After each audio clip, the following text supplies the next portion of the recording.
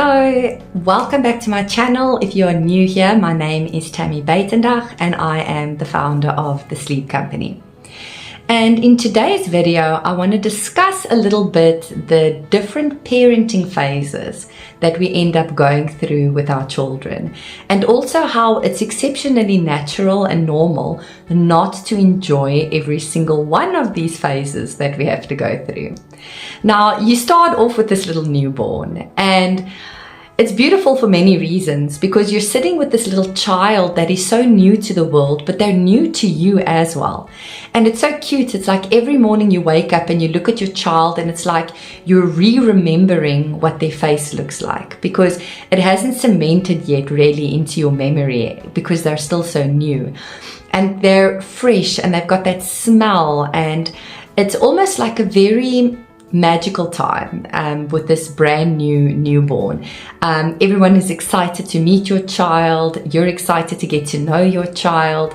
Often if it's your first child, you're still figuring out what you're doing, and it's almost like all of this awe and wonder just awaits you, because you're starting to be a parent, and you've just stepped into a brand new role that you've never had to fulfill before. And really it's quite a special time, especially if your child is an easygoing newborn. It can also be a really difficult time if your child isn't easy, if they're difficult and they're niggly and they're colicky and they cry a lot, and that can really tank your self-esteem, because you go into your pregnancy with this hope and wonder of what parenting is going to be like, only to kind of have that crushed with a fussy, difficult newborn who you're really struggling to calm down and to keep content. And then immediately you start your parenting thinking, I don't know what I'm doing and I'm doing it all wrong. And that can be quite difficult. Okay, so there's this newborn phase with this precious little body and this precious little life, and somewhere around the 6-week mark you get your first big smile, and you're taking thousands of photos because everything is still so new, and it's quite a special time in your parenting journey. And then we move on to the busy baby phase, which is also quite a special phase in the sense that you're learning about all the first. Your child is taking their first steps. They're sitting for the first time. They crawl for the first time. They're doing all of these milestones that are new, and you almost have like an appreciation for how we're able to adapt and evolve and grow. You start with this baby that can do nothing to suddenly a child that is crawling all over the show.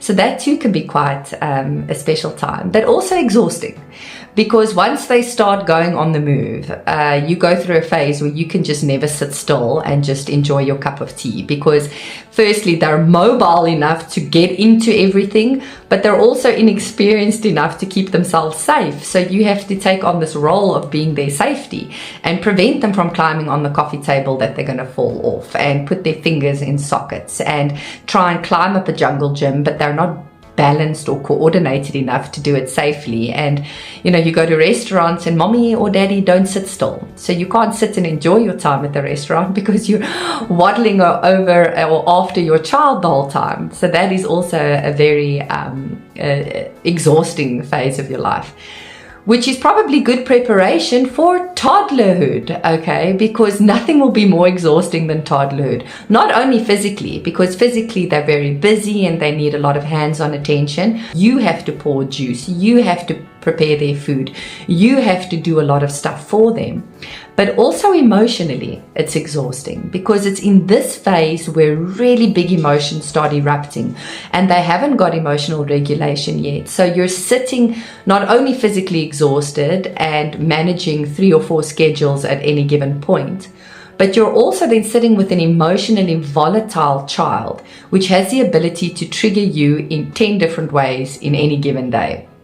And that kind of is really difficult to navigate, because we've forgotten as adults what it must be like to be a toddler and to have these exceptionally volatile emotions. So we're not used to having to deal with multiple meltdowns in any given moment. And the truth of the matter is, the biggest, most elaborate meltdowns often occur in front of their primary caregiver. They're little angels at school and they're great in front of their father, but then in front of mommy, all hell breaks loose, and that is very much an exhausting phase. But it's also then moving to slightly older toddlers, which is an exceptionally cute phase where they start discovering independence. And some people cringe and some people love when their child moves towards independence, because now I want to dress myself, which can take forever. I want to climb into my own car chair. I want to brush my teeth. I want to do everything myself. And in the day and age that we live in nowadays, we're often very rushed. So to give them the time to do things themselves often isn't always available. But secondly, they don't do it really great on their own. So it's difficult to find the balance between allowing them the freedom to do things on their own, but also kind of helping them, because I know you want to brush your own teeth, but you're not doing a really good job of it. And because you're not doing a good job of it, I also have to brush your teeth. So that whole independent phase is also exceptionally challenging for its own reasons. And then we enter the schooling years, basically your preteen years. And this is also a very interesting phase, because the child goes through the shift from where their identity and their foundation is established in their family home to suddenly seeking out and needing the acceptance and formulating an identity with their peers. Now suddenly mommy's opinion isn't nearly as important as my teacher's opinion and my friend's opinion, and they really embark on this formulating an identity of who am I apart from my family. And it can be challenging for parents who enjoy the dependent phase of their child, because in this dependent phase of your child, you feel very needed and wanted, and they really do love you unconditionally. And suddenly they become these preteens that don't love you unconditionally. This is the stage that you're going to hear, I hate you. And do they hate you? No, they don't. But they're really establishing a rudimentary identity, and they're really connected to their friends and they need to belong in a social group or a social environment, which is a very interesting phase to go through. Then we enter basically your teenage years, and this can be an exceptionally challenging phase for parents, first and foremost because now their identity is very much separated from their parents.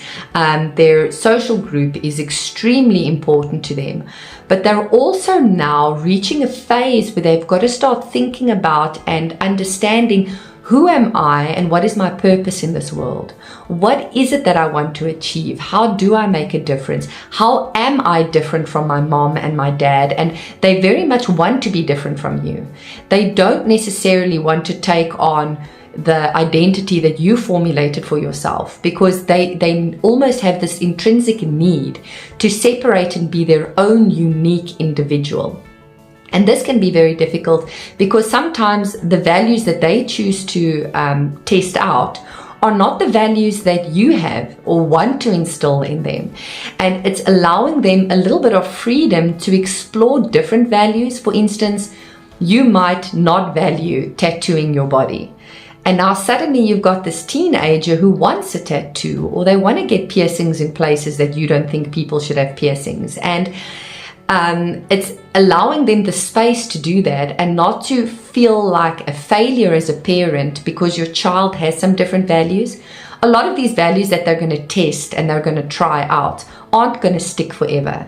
But they almost go through this phase where they need to explore that. They need to explore the world of possibly smoking or having a naughty drink, even though it's not legal. They need that because they're breaking away from you, so to say. And this can be very heartbreaking for parents. Some parents really appreciate this phase. They enjoy the teenage phase far more than they enjoy the dependent phase of the younger child. But it is a very interesting phase to go through. And then we end up with our young adults. And now the young adult really is established separate from us. They are formulating their own future, their own home, their own romantic relationships that are taking away time spent by the family into time spent with other people's families and the person that they are starting to value. Sometimes it'll feel like more than they value you.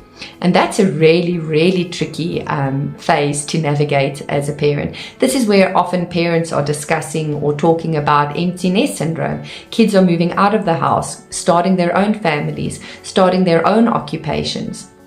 And it's really difficult for some parents to figure out, where do I still fit into my child's life?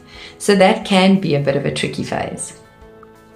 Now, it's really important to understand that you do not and will not enjoy every single part of your parenting journey. And we're not going to enjoy all of it in equal measure to other people, because we're all individuals and we're different. Some people love having a little baby that is 100% dependent upon them.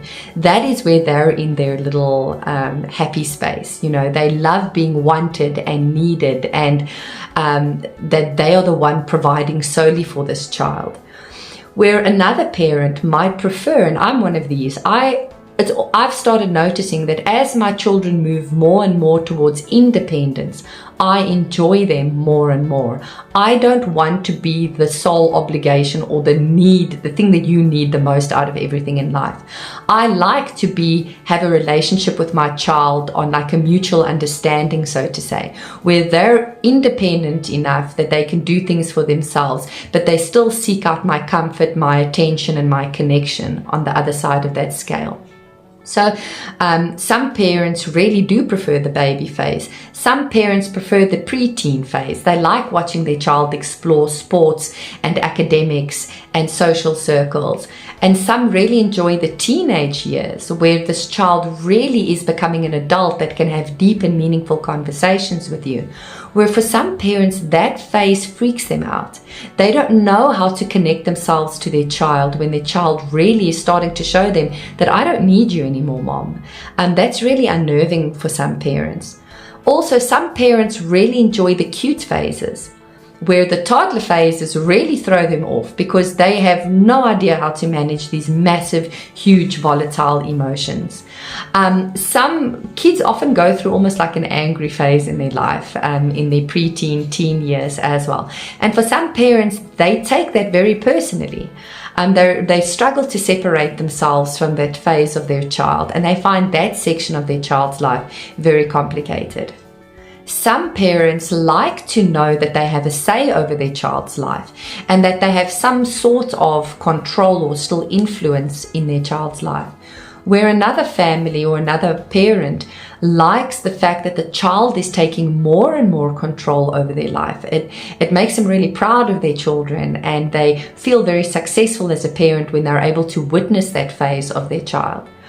So it's important to understand that every phase you're going to go through with your child, you're going to feel differently about each phase. Some you're going to really enjoy and you're going to love those phases with your kids. Some you're really not. Some are going to trigger you. They're going to make you feel concerned. They're going to shake up your value and your worth and make you wonder, am I doing this correctly? Am I doing this wrong? Am I doing this the right way? Is my child going to be a successful, content, and happy human being? Have I messed it up? Is it too late? So there are naturally going to be phases that you appreciate more and that you don't appreciate. And it's tricky sometimes, because sometimes the phases that you enjoy the most, your husband won't.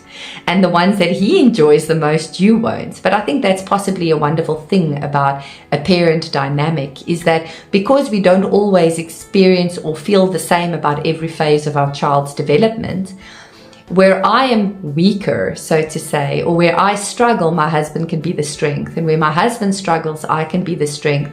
And we can really help balance each other out in this way.